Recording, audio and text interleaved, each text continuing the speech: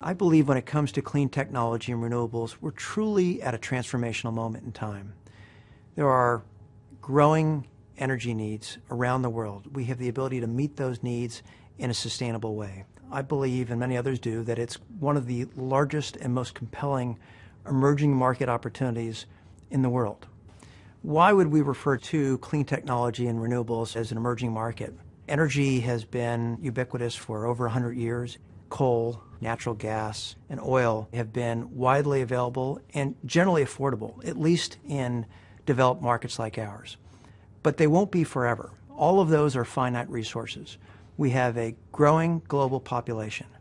But interestingly, and more importantly perhaps, the per capita consumption of energy is going to approach that of developed countries, and that will put a big strain on conventional sources of energy.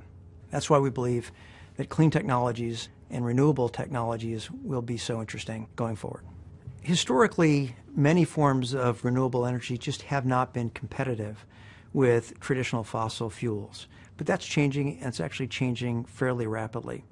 Let's take solar, for example. A few years ago, that was $90 a watt. This year, it will be less than $1 a watt. Wind is another source of energy that's becoming competitive with the grid. Technologies have lowered the cost just as they have with solar. Another example is turning waste into energy. Most people don't think about it, but when you take a plastic bottle, even when you deposit it in a recycle can, you think it's going to be recycled, but much of it actually goes straight to a landfill. And now there are companies taking those plastic bottles and actually turning them into fuel. Clean technology and renewables field is in its early innings.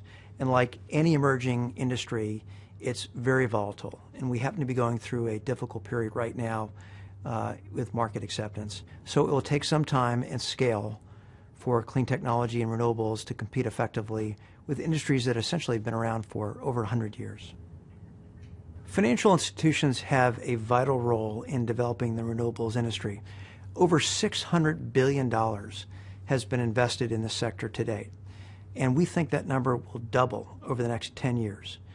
By 2020, we think renewables will require $395 billion on an annual basis.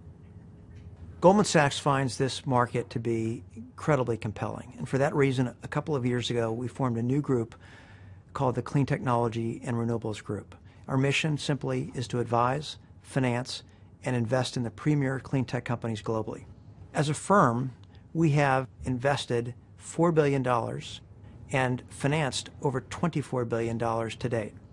We've just set a target to invest and finance another $40 billion over the next 10 years. Let me give you some examples. In solar, we have invested in companies creating new technologies to develop even more efficient photovoltaic panels. We've also financed companies that are putting up utility-scale solar projects. We're investing in companies in the lighting space. There are a number of companies that are trying to produce very efficient LED lights. Another area that we're focused on is electric vehicles. And while those are just now being produced, you'll see many more on the road going forward, and some of them can travel up to 300 miles without needing a charge. One of the roles a financial institution can take is to integrate people, capital, and ideas.